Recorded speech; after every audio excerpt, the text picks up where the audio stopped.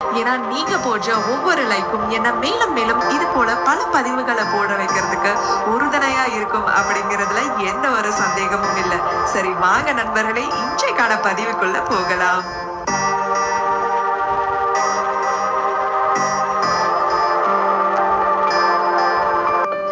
நம்ம அமைதியா இருக்க வேண்டிய முதல் சூழ்நிலை நம்ம கோபமா இருக்கும் போது.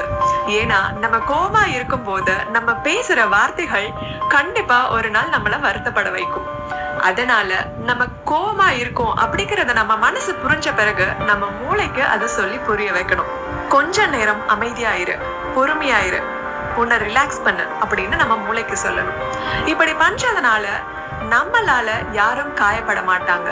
அதே சமயம் நம்ம இந்த மாதிரி பேசிட்டோமே அப்படின்னு நம்மளும் கஷ்டப்பட மாட்டோம்.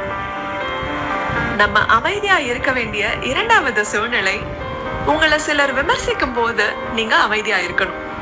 உதாரணத்துக்கு, இப்ப நீங்க புதுசா ஒரு பிசினஸ் ஆரம்பிக்கிறீங்க, இல்ல ஏதாவது புதுசா படிக்க போறீங்க. இந்த மாதிரி உங்களுக்கு பிடிச்ச விஷயங்களை ஏதாவது தேர்ந்தெடுத்து அதுல முயற்சி செய்யும் போது அதை விமர்சிக்கிறதுக்குனே ஒரு கூட்டம் உங்ககிட்ட இருக்கும். இதெல்லாம் ஒரு வேலையா, இதெல்லாம் ஒரு படிப்பா, டைம் வேஸ்ட் பண்ணிக்கிட்டு இருக்காது அப்படின்னு விமர்சனங்கள் வந்துகிட்டே இருக்கும். இவங்க கிட்ட நீங்க உங்க முயற்சியை பத்தியோ இல்ல நீங்க செய்யற வேலையை பத்தியோ புரிய வைக்கணுங்கிற அவசியம் எல்லாம் இல்ல.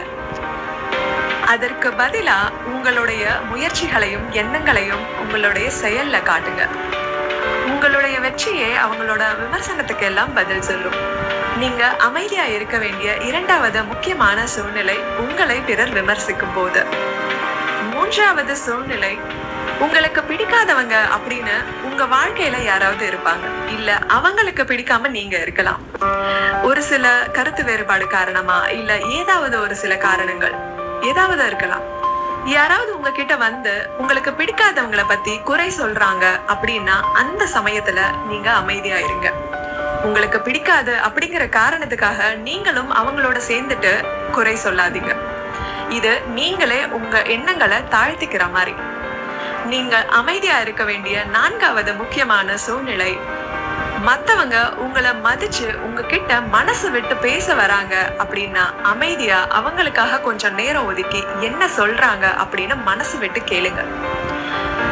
இது உங்க குழந்தையா இருக்கலாம், மனைவியா இருக்கலாம், ஏன் அம்மா அப்பாவா இருக்கலாம், இல்ல உங்க ஆபீஸ்ல வேலை செய்யறவங்களா கூட இருக்கலாம். அவங்க உணர்ச்சியையும் மதிப்பு கொடுத்து அவங்க சொல்ல வர்றத அமைதியா ஒரு 5 நிமிடம் அவங்களோட உட்கார்ந்து கேளுங்க. இந்த மாதிரி நம்ம யார் சொல்றதையும் காது கொடுத்தே கேட்க மாட்டோம் அப்படின்னா ஒரு கட்டத்துல அவங்களுக்கு சலிச்சு போயிடும்.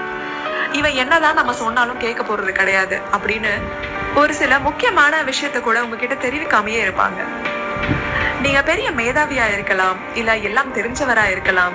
ஆனா உங்களை சுற்றி இருக்கிறவங்க உங்க கிட்ட மனசு விட்டு பேச வராங்க அப்படின்னா ஒரு 5 நிமிஷம் அவங்களுக்காக செலவு பண்ணுங்க.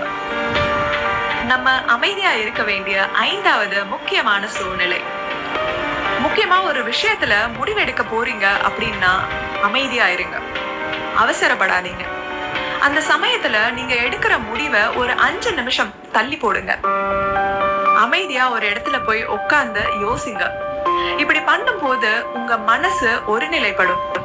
அப்ப உங்க மனசு உங்ககிட்ட உண்மைய பேச ஆரம்பிக்கும். அந்த கட்டத்துல நீங்க எடுக்கிற முடிவு சரியா தப்பா அப்படிங்கறத உங்க மனசே உங்களுக்கு புரிய வச்சிரும். இந்த வீடியோவை நீங்க பாக்குறது மட்டும் இல்லாம உங்க வாழ்க்கையில இந்த 5 சூழ்நிலைகளை நீங்க ஃபேஸ் பண்றீங்க அப்படின்னா ஒரே ஒரு முறை இதெல்லாம் ஃபாலோ பண்ணி பாருங்க.